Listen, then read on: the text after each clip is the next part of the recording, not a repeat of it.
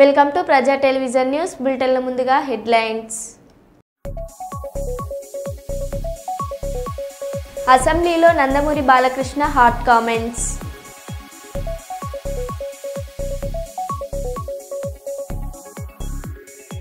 ప్రజాపాలన బతుకమ్మ పాటను రూపొందించిన గడ్డం సంతోష్ను అభినందించిన మంత్రులు.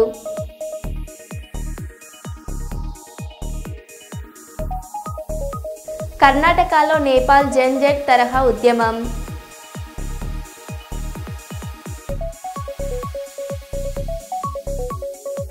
నిర్మల్ జిల్లా కడంలో వర్షంలో తడుస్తూ యూరియా కోసం క్యూలో నిలబడ్డ రైతులు.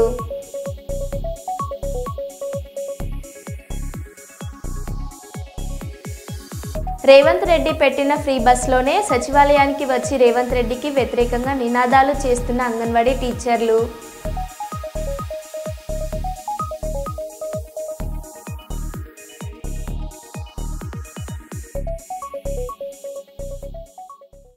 ఇక వివరాల్లోకి వెళ్తే, హన్మకొండ జిల్లా సమాచార హక్కు చట్టం సాధన కమిటీ ఆధ్వర్యంలో ఆర్టీఐ ఆవిర్భావ దినోత్సవ పోస్టర్ ఆవిష్కరణ కార్యక్రమం గురువారం ఉదయం ఉమ్మడి వరంగల్ ప్రెస్ క్లబ్లో జరిగింది.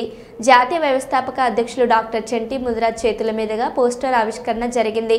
సమాచార హక్కు చట్టం సాధన కమిటీ అనేది భారత సమాచార హక్కు చట్టం 2005 ప్రకారం ప్రధాన సమాచార కమిషనర్ ఇతర సమాచార కమిషనర్ల నియామకానికి సిఫారసులు చేసే కమిటీ. ఈ కమిటీ ప్రధానంగా కేంద్ర పాలకులు, ముఖ్యమంత్రి, పార్లమెంట్లో ప్రతిపక్ష నేతలు మొదలైన వారు సభ్యులుగా ఉంటుంది. సమాచార హక్కు చట్టంలో సెక్షన్ 12 ప్రకారం ఈ కమిటీకి ప్రధానం ఉంది. ప్రధానమంత్రి కమిటీ చైర్మన్ గా ఉంటారు. తదితర సభ్యులు ఇందులో ఉంటారు. ఈ కమిటీ ప్రభుత్వ సమాచార కమిషన్లను నియమించి సమగ్ర పర్యవేక్షణ చేస్తుంది. సాధన కమిటీ ఆధ్వర్యంలో అక్టోబర్ 12న రవీంద్ర భారతిలో ఉదయం 10 గంటలకు ఆవిర్భావ దినోత్సవ వేడుకలు మరియు అవగాహన సదస్సు ప్రోగ్రాం చేయడం జరుగుతుంది.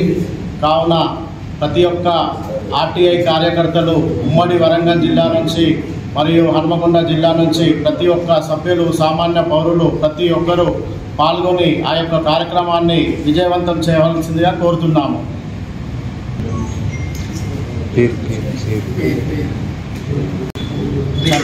డాక్టర్ చంటి ముదిరాజ్, వ్యవస్థాపక జాతీయ అధ్యక్షులు, సమాచార హక్కు చట్టం సాధన కమిటీ. సమాచార హక్కు చట్టం సాధన కమిటీ రాష్ట్ర అధ్యక్షురాలు. హన్మకొండలో ఈ పోస్టర్ ఆవిష్కరణ కార్యక్రమం ఎందువలన అంటే, రవీంద్ర భారతిలో జరగబోయే అక్టోబర్ 12న 9 to 5 వరకు జరగబోయే కార్యక్రమం గురించి ఇక్కడ పోస్టర్ ఆవిష్కరణ చేయడం జరిగింది.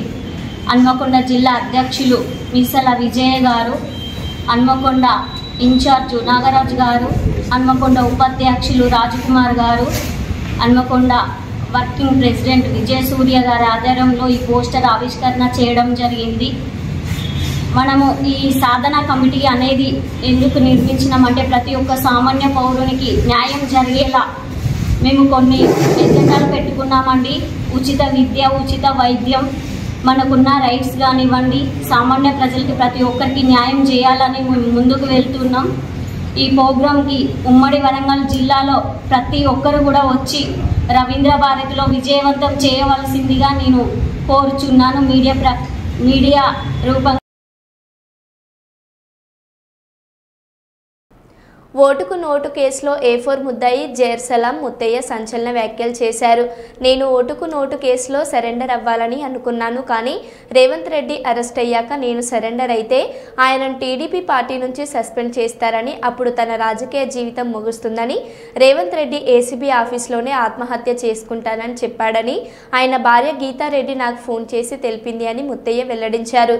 రేవంత్ రెడ్డి ప్రాణం తీయకూడదని నేను సరెండర్ అవ్వలేదు అని జైర్సలాం ముత్తయ్య చెప్పారు.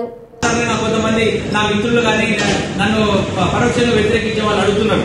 నిజమే, నేను కూడా బుద్ధి గడ్డిని 5 కోట్లకు 50 లక్షల చొప్పున కమిషన్ ఇస్తా అని చెప్పి పోయిన నేను, అదే ఇప్పుడు 9 సంవత్సరాలు ఈడి కోర్టుకు అక్కడ కోర్టుకు తిరుగుతుంటే నేను పెట్టుకున్న ఖర్చు నేను వాళ్ళ దగ్గర నుంచి తీసుకోవడానికి ఇప్పుడు నేను మీడియా ముఖంగా వాళ్ళకు నేను సవాలు చూపుతున్నా. ఆ రోజు రేవంత్ రెడ్డి గారు నువ్వు నాకు 50 లక్షలు ఇస్తా అని చెప్పి మాటిచ్చి నమ్మించి మోసం చేసి నువ్వు అరెస్ట్ అయిన తర్వాత నీ భార్యతో ఫోన్ చేయించు టీకారెడ్డి తోటి మత్తయ్య కనుక తెలంగాణ పోలీసులు సరెండర్ చేస్తే ఎమ్మటే మత్తయ్యను అరెస్ట్ చేస్తే చంద్రబాబు రేవంత్ రెడ్డిని పార్టీ నుంచి బహిష్కరిస్తామని చెప్పి ఆయన ఒక బహిష్కరణ నోటు రెడీ చేసి పెట్టుకున్నట్ట. ఒకవేళ పార్టీ నుంచి బహిష్కరణకు గురైతే ఏ పార్టీ గురించి అయితే పనిచేసిన రేవంత్ రెడ్డి ఆయన యొక్క రాజకీయ భవిష్యత్తు అయిపోతుంది. కాబట్టి నేను ఇక్కడ ఏసీబీ పోర్టల్లోనే ఆత్మహత్య చేసుకుంటాను కాబట్టి మొత్తాన్ని సరెండర్ కావద్దని చెప్పి గీతారెడ్డి రేవంత్ రెడ్డి గారి సతీమణితో గీతారెడ్డి తోటి ఇదే జిమ్మెబాబు అనే వ్యక్తితో. ఏపీలో గత 3 నెలల్లో 16% నేరాలు తగ్గాయి. హోంమంత్రి అనిత వంగలపూడి మహిళలపై 4.8% నేరాలు తగ్గిపోయాయి. ఇండియా జస్టిస్ రిపోర్ట్ 2025 ప్రకారం ఆంధ్రప్రదేశ్ 2వ స్థానంలో నిలిచింది. గత ప్రభుత్వ హయాంలో విచ్చలవిడిగా గంజాయి ఉండేది. శాంతి భద్రతలను కాపాడుకోవాలనే ఉద్దేశంతో ఈ 3 నెలల కాలంలో అధ్యక్ష మనం చూసుకుంటే ఆంధ్రప్రదేశ్ రాష్ట్రంలో మొత్తం నేరాలు 16% తగ్గాయని చెప్పడానికి ఎన్డీఏ కూటమి తరపున చాలా గర్వపడుతున్నారు అధ్యక్ష. ఇది క్రిమినల్ జస్టిస్ డెలివరీలో అధ్యక్ష ఇండియా జస్టిస్ రిపోర్ట్ 2025 ప్రకారం రాష్ట్రం కూడా 2వ స్థానంలో నిలవడం అన్నది కూడా ఈ రోజు మనందరం కూడా గర్వపడాల్సిన విషయం. ఎస్పెషల్లీ మెయిన్ ఎజెండాగా నేరాలపై జీరో టాలరెన్స్ అన్నదాన్ని మెయిన్ ఎజెండాగా పెట్టుకొని ఈరోజు గౌరవ ముఖ్యమంత్రి గారు ఆధ్వర్యంలో ఈరోజు డిపార్ట్మెంట్ కానీ మేము కానీ అందరం కూడా పనిచేయడం అన్నది దీనికి ఒక నిదర్శనంగా ప్రతిబింబించే పరిస్థితి కూడా కనిపిస్తుంది అధ్యక్ష. మీ అందరికీ తెలుసు ఈ రోజు మీకు ఇచ్చిన నోట్లోనే ఉంది అధ్యక్ష. ఈ అల్లర్లకి సంబంధించి దగ్గర 42% తగ్గడం అధ్యక్ష. బలహీన వర్గాలపై నేరాలు కూడా అధ్యక్ష దగ్గర మహిళలపై నేరాలు అయితే నిజంగా గర్వంగా చెప్పుకోవాలి అధ్యక్ష. ఆ రోజు ఆ గవర్నమెంట్ లో 151 సీట్లున్నా కూడా నడి రోడ్డు మీదకి వచ్చి కత్తిపోటు స్వాతంత్ర దినోత్సవం రోజు కత్తిపోటు పొడిచిన సందర్భంలో కూడా ముఖ్యమంత్రి అన్న స్థాయి వ్యక్తి కూడా ఒక రోజు కూడా బయటకు వచ్చి మాట్లాడలే. ఇష్టారాజ్యంగా అయిపోయిన పరిస్థితి, విపరీతంగా గాంజాలు పెరిగిపోయిన పరిస్థితి. ఏ నేరం ఎక్కడ జరిగినా కూడా ఫర్ ఎగ్జాంపుల్ మనం ఎక్కడైనా చూస్తే అధ్యక్ష ఐటీ అని ప్రపంచంలో ఎక్కడైనా కనిపిస్తే తెలుగువాడు కనిపిస్తాడు బికాస్ ఆఫ్ చంద్రబాబు నాయుడు గారు. అలాంటిది లాస్ట్ 5 సంవత్సరాల పరిస్థితి ఎలా అయిపోయిందంటే గాంజాని ఎక్కడైనా కనిపిస్తే దాని మూలాలు ఎక్కడున్నాయంటే ఆంధ్రప్రదేశ్ వైపు చూపించే పరిస్థితులు కనిపించినాయంటే ఎంత దారుణంగా గాంజా కూడా ఒక స్కూల్ బ్యాగుల్లోకి స్కూల్ దగ్గర చిన్న బడ్డీ కొట్టుల్లోకి వెళ్ళిపోయిందో మనందరికీ తెలుసు అధ్యక్ష.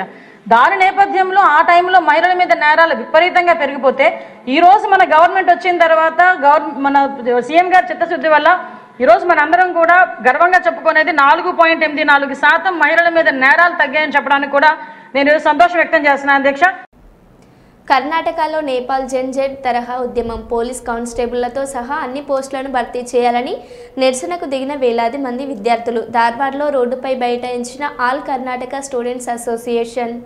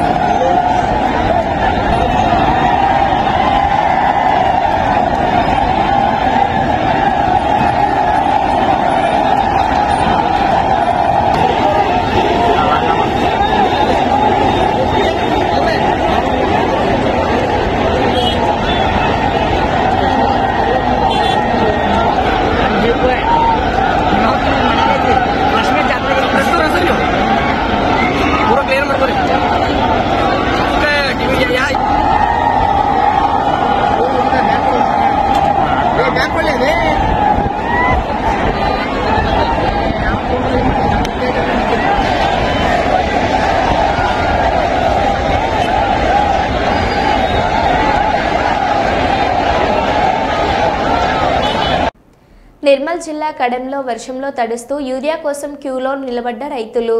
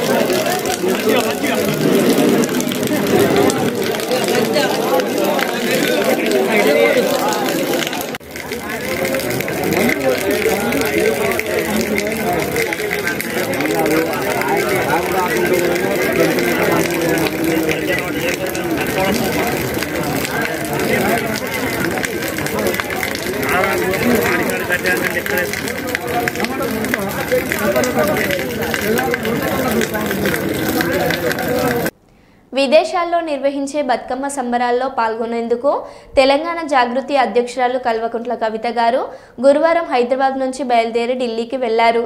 ఈ రోజు ఉదయం 11 గంటలకు హర్యానాలోని రోక్తాన్లో నిర్వహించే మాజీ ఉప ప్రధాని దేవీలాల్ 112వ జయంతి వేడుకల్లో పాల్గొంటారు. ఈ రోజు సాయంత్రం ఢిల్లీ నుంచి బయలుదేరి ఖతార్కు వెళ్తారు.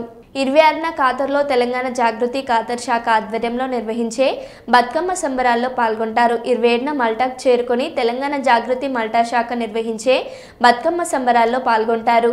28న లండన్కు చేరుకుంటారు. తెలంగాణ జాగృతి యూకే శాఖ నిర్వహించే బతుకమ్మ సంబరాల్లో పాల్గొంటారు.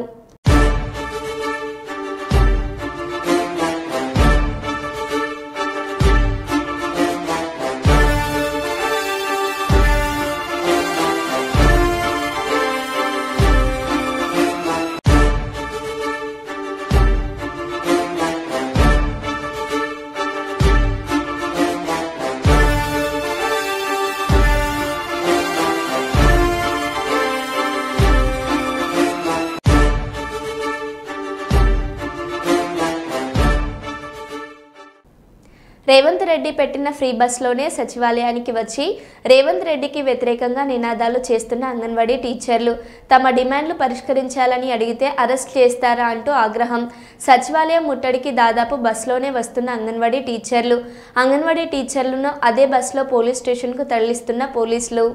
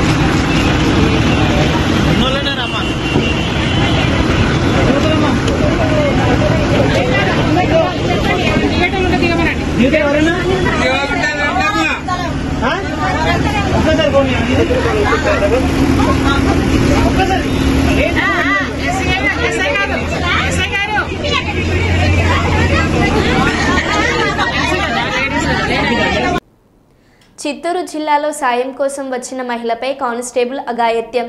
కీచక కానిస్టేబుల్ హోంగార్డ్ నుంచి రక్షణ కల్పించాలని, న్యాయం చేయాలని మీడియా ముందుకు వచ్చిన బాధితురాలు సాయం కోసం పోలీస్ స్టేషన్ మెట్లకెక్కితే తనను లైంగిక వేధింపులు చేస్తున్నారని ఆవేదన వ్యక్తం చేస్తున్న మహిళ. పలమనేరు గంటవూరు చెందిన షబ్రిన్ తనను కానిస్టేబుల్ ఉమాశంకర్, హోంగార్డ్ కిరణ్ కుమార్లు లైంగిక వేధింపులకు గురి చేస్తున్నారని మీడియా ముందుకు వచ్చిన బాధితురాలు. కానిస్టేబుల్ ఉమాశంకర్ తనకు మత్తుమందు ఇచ్చి అత్యాచారం చేశాడని ఆరోపించిన షబ్రిన్ ఈ విషయం బయటకు చెబితే నా పిల్లలు ముగ్గురును చంపేస్తానంటూ బెదిరించాడని కన్నీరు. తనపై వేధింపులకు పాల్పడ్డ వారిపై ఎస్పీ చర్యలు తీసుకోవాలని విన్నపం. చాలా హరాస్ చేస్తున్నాడు, దానివల్ల ఈయన ఇట్లా సతాయిస్తూ ఉన్నాడు అనేసి నేను దేవేంద్ర అతను నాకు ఫ్రెండ్, ఆయనకి నేను చెప్పాను. ఆయన ఏం చెప్పారంటే నాకు ఉమా అనే అతను నాకు ఫ్రెండు, నాకు తమ్ముడు కూడా అవుతాడు, తనకి నేను చెప్తాను అనేసి తన దగ్గరికి తోడుకొని వెళ్ళి తనకి తెలియజేశాడు. తను తెలియజేసిన తర్వాత ఆయన నేను మాట్లాడతాను అనేసి తను భయపెట్టాడు. కిరణ్ అనే అతనికి భయపెట్టి మాట్లాడాడు. అందుకు తను ఉమాశంకరు తనకి భయపెట్టి ఈయన దగ్గర నేను సహాయం పొందాలా అనేసి నేను అనుకుంటే ఈయన మరో ఉద్దేశం పెట్టుకొని నన్ను నేను ఒకరోజు నాకు చాలా బాధేసింది కాబట్టి నేను కొండపైకి వెళ్ళాను, దేవరకొండపైకి వెళ్ళాను, సూసైడ్ చేసుకుందాము అనేసి వెళ్ళిన తర్వాత నా భర్త గురించి వీళ్ళు ఇట్లా హరాస్మెంట్ చేస్తున్న వాళ్ళు దాని గురించి నేను దేవరకొండపైకి వెళ్ళాను. అక్కడికి వెళ్ళిన తర్వాత ఉమాశంకర్కి మిస్కాల్ ఇచ్చాను. ఇట్లా నేను చాలా కష్టంలో ఉన్నాను అన్నయ్య, నేను చాలా బాధలో ఉన్నాను, ఇట్లా నేను చావేదానికి వచ్చాను, ఇప్పుడు నేను ఏం చేయాలో నాకు దిక్కు తోచట్లేదు అన్నయ్య అంటే, సరే నువ్వు ఏం భయపడద్దు వద్దినా నేను వస్తా అన్నాను అనేసి నాకు చెప్పాడు. నేను ఎక్కడున్నాము అంటే, నేను ఇప్పుడుదా పోలీస్ స్టేషన్లో వెళ్ళాను, నేను జాయిన్ అయ్యేసి 1 గంట లోపల నేను వచ్చేసాను, నువ్వు ఆడే వెయిట్ చేయి, నేను మీ ఫ్రెండ్ని కూడా తోడుకొని వస్తాను దేవేంద్ర అని, నువ్వు ఏం చేసుకోవద్దు బిడ్డలు ఉన్నారు కదా అనేసి నాకు నచ్చ చెప్పి ఆడే ఉండమని చెప్పినందుకు నేను ఆడ వెయిట్ చేసి ఉండగా తను వచ్చాడు, ఒంటరిగా వచ్చాడు. వచ్చిన తర్వాత నేను ఆయన ఎక్కడ నీ ఫ్రెండ్ అని చెప్తే వస్తాడు అనేసి నాకు చెప్పి నాకు నా బిడ్డలకి ఒక కూల్ డ్రింక్ ఇచ్చాడు, బిడ్డలకు ఒకటి ఇచ్చాడు, తను ఒకటి తాగాడు, నేను తాగాను. తాగిన మరుక్షణం నా మీద మరో ఆలోచనతో పెట్టుకొని నన్ను బలవంతం చేశాడు ఆడ కొండపైకి. అలా చెయ్యొద్దు అనేసి నేను కాళ్ళు పట్టుకున్నా, నేను నీ దగ్గర సహాయం కోసం వచ్చాను, నువ్వు అలా చేయకూడదు. నన్ను ఎంతగా నేను అడుగుతున్నా కూడా లేదు, నా పెద్ద బిడ్డ అడ్డొస్తే కూడా తనకి ఒక చెంప దెబ్బ కొట్టి తనకి నన్ను అలా బలవంతం చేశాడు. నేను సైలెంట్గా ఉండిపోయాను, భయపడి నేను ఇదిగా పోలీస్ కదా, నువ్వు ఏం చెప్పినా మూడో మనిషికి చెప్తే నిన్ను చంపేశాను అని నాకు బెదిరించినందుకు, నన్ను బ్లాక్మెయిల్ చేసినందుకు నేను సైలెంట్గా ఉండిపోయాను. మళ్ళీ దాని తర్వాత నేను సైలెంట్గా ఉన్నా కూడా మరో విధంగా ఇప్పుడు నేను చేసింది తప్పు కాబట్టి ఇంకా మేమిద్దరు ఇష్టంగా చేసుకుంటే అది తప్పు కాదు అనేసి నన్ను రోజు వచ్చి వేధిస్తున్నాడు సార్. అందుకని నేను అది భయపడి నేను ఎస్పీ దగ్గరికి వెళ్ళాను, చిత్తూరు ఎస్పీ దగ్గరికి వెళ్ళి కంప్లైంట్ ఇచ్చేదామనేసి వెళ్ళాను. ఆడికి వెళ్తే పలంనేర్ ఎస్ఐ దగ్గర వెళ్ళమన్నారు, ఆడికి వెళ్తే వాళ్ళు బంగారుపాలెం పోలీస్ స్టేషన్కి వెళ్ళమన్నారు. సరే ఆడ వెళ్తే కూడా మళ్ళీ మేము డిఎస్పీ దగ్గర వెళ్ళమని చెప్పారు. నిన్న డిఎస్పీ దగ్గర వెళ్ళినా కూడా నాకు ఏ న్యాయం అయితే చేయలేదు. నేను ఎక్కడ వెళ్ళినా ఆ కంప్లైంట్ నాకు ఇప్పుడు కావాలి ఇవ్వండి అంటే కూడా కంప్లైంట్ కూడా లేదు. రైల్వే ఏల్పులమ్మ గుడి రైల్వే కాలనీ బెల్లంపల్లి దుర్గామాత నవరాత్రి ఉత్సవాల సందర్భంగా కుంకుమ పూజ కార్యక్రమం కమిటీ ఆధ్వర్యంలో జరిపించడం జరిగింది. మహిళలు మరియు భక్తులు అధిక సంఖ్యలో పాల్గొని దుర్గామాతని నియమనిష్టలతో పూజించి కుంకుమ పూజ కార్యక్రమాన్ని జయప్రదం చేయడం జరిగింది. కుంకుమ పూజలో పాల్గొన్న మహిళలకు సుఖ సంతోషాలు ఆయురారోగ్యాలు కలగజేయాలని దుర్గామాతని రైల్వే యూత్ గణేష్ మండలి ఏల్పులమ్మ గుడి కమిటీ బెల్లంపల్లి వారి తరపున కోరడం జరిగింది. नमः इष्टदेवताभ्यो नमः कुलदेवताभ्यो नमः ग्रामदेवताभ्यो नमः మీ తల్లిదండ్రులను అత్తమామను తలుసుకొని వేయండి. మాతృదేవో భవ, పితృదేవో భవ, ఆచార్యదేవో భవ, అతిథిదేవో భవ, సర్వేభ్యో మహాజనేభ్యో వేద విద్యేభ్యో బ్రాహ్మణేభ్యో నమో నమః. మొత్తం అక్షంతలు వేసుకోండి. ఉత్తిష్టంత భూత పిశాచ ఏదే భూమి భారక ఏ దేశం అగ్రోదేన పూజ కర్మ సమారభే. 2 చేతులు జోడించుకోండి. ప్రాణాయామి వినియోగ. ఓం భూ ఓం భువ ఓం స్వాహ ఓం మహ ఓం జన ఓం తప ఓం సత్యం సత్య విద్రవరేణ్యం భర్గో దేవస్య ధీమహి ధియో యః ప్రచోదయాత్. మా పౌర్చదృశామృతం బ్రహ్మ భోర్భువస్వరం మమ అనుకోండి.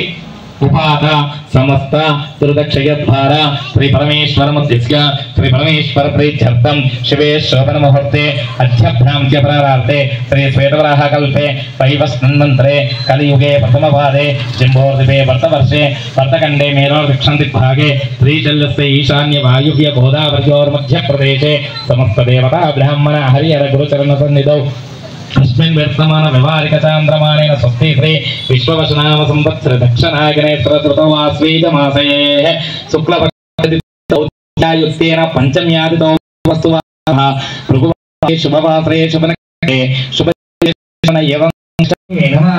ओम ऐं ह्रीं ह्रीं महादेवी नमः. ओम ऐं ह्रीं ह्रीं महाकार्ये नमः.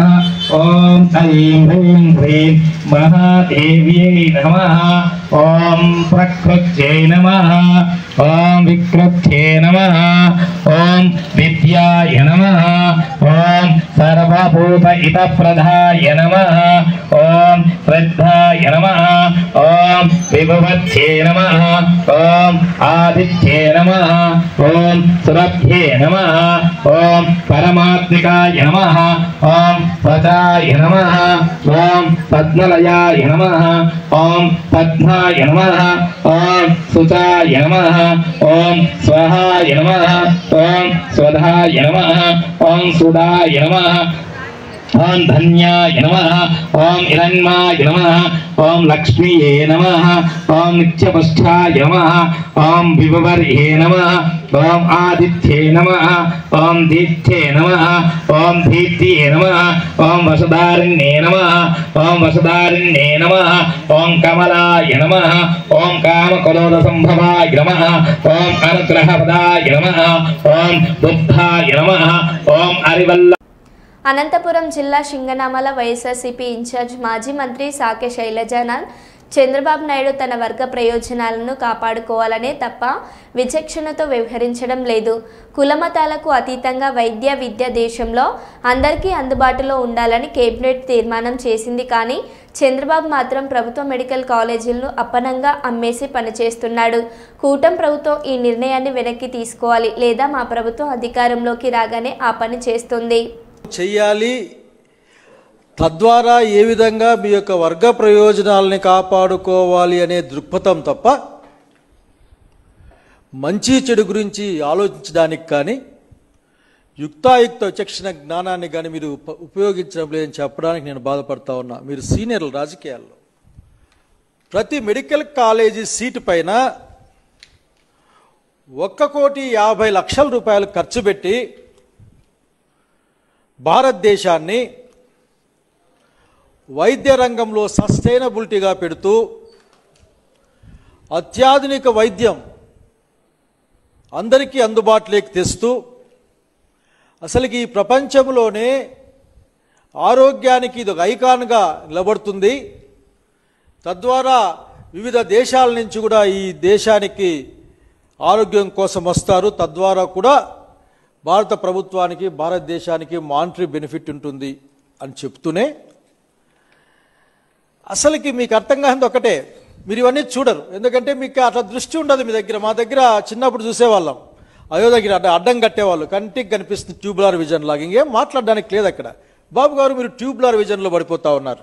వైద్య విద్య అందుబాటులో అందరికీ ఉండాలి, అక్రాస్ ద నేషన్, కులాలకి మతాలకి కాకుండా భారతీయులందరూ కూడా ప్రభుత్వమే విద్య అందించాలి, అది వైద్య విద్య అని నిన్న క్యాబినెట్ తీర్మానం ఫేజ్ 3 కింద చెప్పిన సంగతి మీకు గుర్తు చేస్తా ఉన్నాను. ఎందుకంటే నిన్నంతా విన్నాం. లోకేష్ బాబు గారు, నేను అబ్బాయి గురించి పెద్ద మాట్లాడుకోవాలి, ఎందుకంటే ఇంకా హీజ్ లెర్నింగ్. కాకపోతే మంచి విషయాలు నేర్చుకోమని చెప్తా ఉన్నా. మరి వాళ్ళ నాయనగారిని చూసి అట్లా వాళ్ళ నాన్న క్యాబినెట్లో మనుషులను చూసి ఆఖరికి ఆ విషయాలు కాకుండా కొద్దిగా మంచి విషయాలు నేర్చుకో చిన్నబాబు గారు. మీరు ఆ మీటింగ్లో స్కిట్ వేసుకున్నారు, ఇది మందే ఇది మందే ఇది మందే అని గుర్తు తెచ్చుకొని నవ్వారు, మీరు పగలబడి నవ్వారు. మెడికల్ కళాశాల వస్తే అది ప్రభుత్వ రంగంలో ఉంటే అక్కడ ఉన్న ఆదివాసీలకు కానీ అట్లాగే అక్కడ ఉన్న గిరిజనులకు కానీ అడవి తల్లి బిడ్డలకు కానీ ఎంతో కొంత నాణ్యమైన మెరుగైన అందుబాటులో ఉండే వైద్యం వచ్చేది కదా. అడవి తల్లి పిల్లలే డాక్టర్లు అయితే అక్కడక్కడే వాళ్ళు ప్రాక్టీస్ చేసి ఆరోగ్యాన్ని ఇచ్చేవాళ్ళు కదా. మీ కన్ను పడింది, ఎక్కడ సంపద ఉంటే దాని మీద మీ కన్ను పడుతుంది. దానికి రకరకాల పేర్లు చెప్తారు మీరు. ఆ రకరకాల పేర్లు చెప్పి దాన్ని అప్పనంగా అమ్మేసే కార్యక్రమం పేరు మీద ఆ మాట మాత్రమే చెప్పరు మీరు. 33 ఏళ్ళు ఆయన లీజుకి ఇస్తాడట, కావాలంటే మరొక 30 ఏళ్ళు పెంచుకునే అవకాశం ఉందట. చంద్రబాబు నాయుడు గారు ఎవరిని మోసం చేద్దామని నవ్విపోతురుగాక నాకేటి సిగ్గని ప్రవర్తిస్తే ప్రజలు చూస్తా ఊరికే ఉండరని అనుకుంటా ఉన్నాం. మీరు లాభాల కోసం, మీ వాళ్ళకు లాభాలను అప్పగించడం కోసం మీరు అనేకమైన కార్యక్రమాలని ప్రజలకి వ్యతిరేకంగా చేస్తూ ఉన్నారు. ఇదేం చూస్తూ ఊరుకోవడానికి ఆంధ్రప్రదేశ్ రాష్ట్రం సిద్ధంగా లేదు. ఖచ్చితంగా మీ నిర్ణయాన్ని వెనక్కి తీసుకునేలా చేస్తుంది. మా ప్రభుత్వం వస్తుంది, ఖచ్చితంగా వెనక్కి మరుస్తుంది. ఒక్క మాట చెప్పాలనుకుంటున్నాను బాబు గారు, బాగా మీరు వినండి. మీరు మీ వాళ్ళు వినాలి, వినకపోతే ఇబ్బంది. ఎందుకంటే తెలిసిన వాళ్ళు కానీ పిల్లలు కానీ దారి తప్పేటప్పుడు సమాజం కొన్ని మంచి మాటలు చెప్పి సరిదిద్దే కార్యక్రమం చేయాల. భాస్కర శతకంలోని ఒక పద్యం నాకు గుర్తుకొస్తా ఉంది. బాబుగారు, కారే రాజులు రాజ్యముల్ గర్వోన్నతిని పొందిరే వారేరి సిరిన్ మూటను గట్టుక పోజాలిరే ఇంకా ఉంది షిబి. So this is the gist first 2 లైన్లు. ఇది చాలామందిని ఈ భూమి చూసింది. చాలామంది రాజులు మమ్మల్ని మించిన వాళ్ళు లేరనుకున్నారు. చాలామంది నియంతలు కూడా ఆఖరికి మమ్మల్ని మించిన వాళ్ళు లేరనుకున్నారు. వాడు కూడా మంచి చేసింటే, జగన్మోహన్ రెడ్డి లాగా మంచి చేసింటే మంచి జనాల్లో మాట్లాడబడుతుంది, లేకపోతే కాల గర్భంలో కలిసిపోతారన్న సంగతి నేను చెప్పిన మాట కాదు, భాస్కర్ శతకులు చెప్పిన మాట. మహబూబాబాద్ జిల్లా ఆసుపత్రిని ఆకస్మికంగా తనిఖీ చేసిన తర్వాత జిల్లా కలెక్టర్ అద్వైత్ కుమార్ సింగ్ మరియు జిల్లా ఎస్పీ సుధీర్ రామ్నాథ్ కేకన్ కీలక సూచనలు జారీ చేశారు. వారికి తనిఖీ సందర్భంగా రాష్ట్ర స్థానిక ప్రమాణాల ప్రకారం ఆసుపత్రి నిర్వహణపై కఠినమైన ఆదేశాలు వెలువడ్డాయి. అంచనాకెక్కిన సమస్యలపై తక్షణ చర్యలు తీసుకోవడం, ప్రజల ఆరోగ్యాన్ని హానించనివ్వకపోవడం అన్నదే ఈ చర్యల ఉద్దేశమైనట్లు అధికారులు చెప్పినట్టు తెలుస్తుంది.